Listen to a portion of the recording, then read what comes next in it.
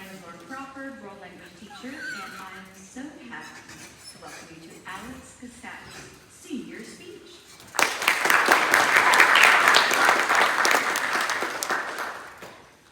Now, there may have been some traffic, so I think Alex's mom there may not be here yet, but would you still please join me in welcoming Alex's parents, Jutta and Edward Kassatly, and Alex's older brother Lucas, class of 2022, will be able to enjoy this presentation later via our YouTube channel.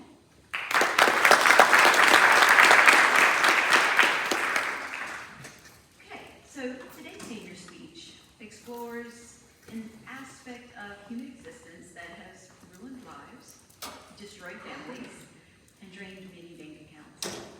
Alex looks at this topic from the outside in, and his perspective has been honed by personal experience.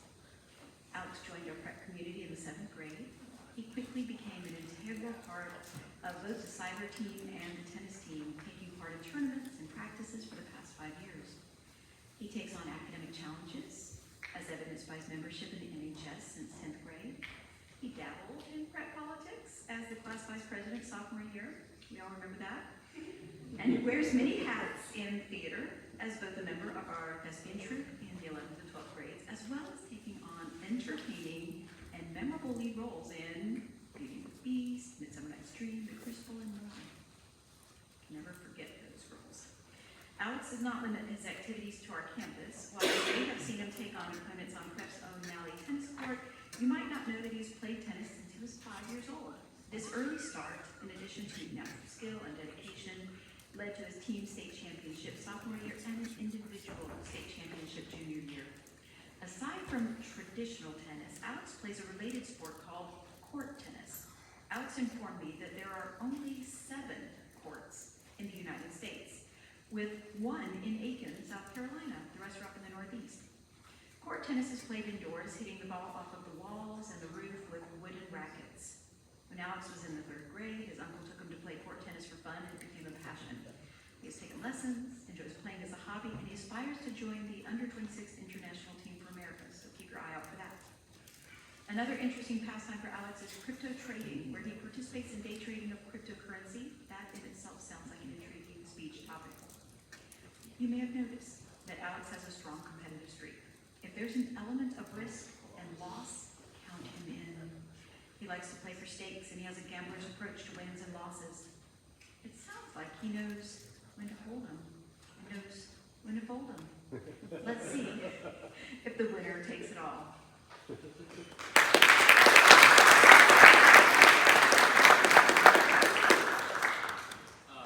I'd like to thank Senior Crawford for the wonderful introduction. I'd also like to thank my parents, friends, and teachers for always supporting me in all that. All right, so let's talk about gambling, a topic near and dear to my heart. Some kids grew up watching cartoons. I grew up watching the World Series of Poker. Some kids played tag at recess. I was out there running an underground Rice Krispies gambling ring. But we'll get to that later. First, let's talk about the history. Gambling is as old as humanity itself. In fact, archaeologists have found dice dating back over 5,000 years in Mesopotamia. And these weren't just for show. People were betting on everything. Cattle, food, land, probably even who had to go out and hunt. Ancient Rome, big on gambling. Soldiers would roll dice in their downtime, and some even bet their entire salaries. Fast forward a few centuries, and gambling just keeps getting bigger. Card games exploded in China. Lotteries funded the Great Wall, and Europeans took bets on pretty much anything, including when somebody would die. Now, let's talk about the modern gambling empire, casinos. These places are built like psychological traps. Every detail is designed to make sure you never leave. No clocks, no windows, just flashing lights, hypnotic sounds, and the constant illusion that you're this close to winning. And let's not forget the free drinks. If a stranger walked up to you on the street and handed you free alcohol, you'd be suspicious, right? But in a casino, you're like, wow, what a nice guy. No, my friend, that drink is just a thanks for losing more money gift. Casinos aren't just flashy, they're engineered to trap you. The layout of a casino is intentionally designed to be a maze. It's almost impossible to find a bathroom in a casino without asking somebody. That's not by accident. The goal is to keep you wandering, seeing games, hearing the sounds of fake success, and ultimately, gambling more. And then there's the lighting. Casinos use warm, soft lighting to create a cozy, time-blurring effect. No harsh lights, no reminders of the real world, just a glowing atmosphere that keeps you comfortable. And add in the constant noise, bells, dings, the occasional shout, and your brain is tricked into thinking winning is happening all around you. Even if you aren't winning, someone else is, right? This is the reason people will stay in casinos for days on end without getting any sleep. The perception of time is eliminated. The games themselves, also designed to keep you hooked. Slot machines, literal adult baby toys. They use flashing lights and sounds to make losing almost feel like winning. Blackjack gives you just enough control to make you think you have a shot. And poker? Well, poker's a little different because it's the one game where skill actually matters, which is why I like it. In Texas Hold'em, each player is dealt 2 cards, and 5 cards are revealed on stages for everybody to see. The goal is to make the best 5-card hand possible. But poker isn't just about the cards you have, it's about making everyone think you have the best hand. It's the only game where a terrible hand, played well, can actually win you money. It's kind of like how Ethan managed to talk his way out of felony speeding. The hands you can get to win ranks as follows from best to worst. A royal flush, which is a 10, jack, queen, king, ace of the same suit. A straight flush, which is 5 cards all in a row of the same suit. 4 of a kind, which is exactly what it sounds like, 4 matching cards. A full house, which is a 3 of a kind plus a pair. A flush, which is 5 cards of the same suit. A straight, which is 5 cards in any row, any suit. 3 of a kind, which is just 3 matching cards.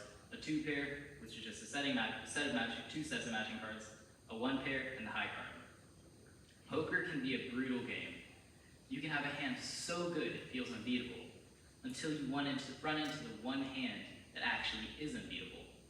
That's exactly what happened in this next clip, where Mabuchi lands quad aces, which has a 1 in 54,000 chance of happening, only to watch in horror as his opponent Phillips turns over a royal flush.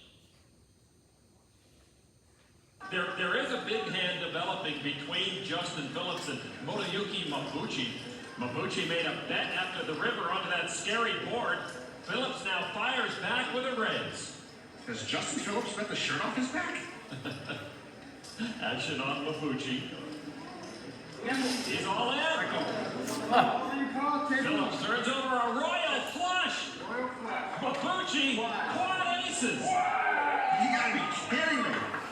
Quad aces, your last hand of the main event. What a way to hit the rail.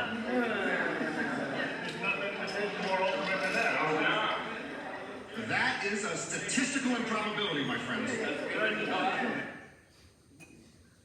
Now here's the thing about poker. The casino doesn't care if you win or lose. They make their money no matter what. Every time a hand is played, the house takes a small percentage of the pot, called the rake. It's usually 5 to 10% of the pot, but over time it adds up. So, while poker players are battling each other, the casino is sitting back, watching, and silently collecting cash. Winning? Amazing. You feel like a genius. It's like you cracked a system, figured out life, and are one bet away from retiring. You lost? Well, it hurts. 1 second you're on top of the world, and the next you're flipping the table on retreats because you went all in and lost. And let's talk about the dopamine, the brain's pleasure chemical. Every bet releases a hit of dopamine, whether you win or lose. It's the same chemical involved in addiction. This is why gambling can feel exciting even when you're losing money. It's literally rewiring your brain to crave the next bet. Our brains love gambling. Psychologists say it triggered the same reward systems as food, love, and some other fun activities. The near-miss effect is what really gets you. If you've ever lost a scratch-off ticket by just one number, you know the pain. Your brain actually treats that as a win, which is why people think, just one more, I can feel it. You can't feel it. The house always wins. But y'all want to know who's really getting pulled into gambling? Kids. Alright, kids are basically mini gamblers and don't even realize it. Have y'all ever opened a pack of Pokemon cards, hoping for a Charizard? Have you guys ever spent money on FIFA packs trying to get messy? You were gambling. It isn't even called gambling. It's called surprise mechanics. Childhood gambling got so bad that Belgium banned FIFA packs in 2019 because, quote, they resemble casino games too closely. You know it's bad when an entire country looks at your business model and says, yeah, this is exploiting children. The rush of opening a pack is exactly like rolling dice at a casino. And companies know this. They want you hooked so young so that by the time you're an adult, you're already conditioned to gamble and love it. And that brings me to why I chose this topic in the first place. I've always been obsessed with numbers, patterns, and statistics. So one day, when I was scrolling through TV channels and I stumbled upon the World Series of Poker, I became intrigued. These guys were reading each other's faces, making crazy bets, and pulling off bluffs that gave me a rush just watching it. I was hooked. Immediately, I ran to my mom and was like, I need poker chips. She, thinking I was about to become the next Einstein, bought me a set. Joke's on her, I just wanted to start gambling at school. So picture little me rolling up to recess with a full set of poker chips. We weren't playing for money though, we were playing for candy. I was cleaning up. Then one day, I took this kid Evan's entire Rice Krispie supply. That boy was devastated. Tears. Full breakdown.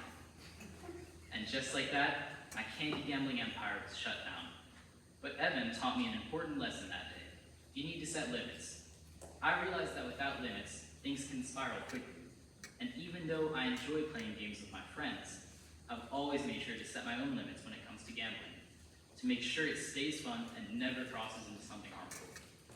Fast forward to today, still playing, not with Rice Krispies though. I play cash games with my friends, in addition to online blackjack and poker. And when I turn 21, I want to enter the World Series of Poker.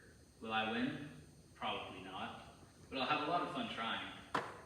If there's one thing I've learned, it's that people will always judge you by your appearance. They assume what you know, what you're capable of, but they're usually wrong. In life, just like poker, it's not about how you look, it's about what you know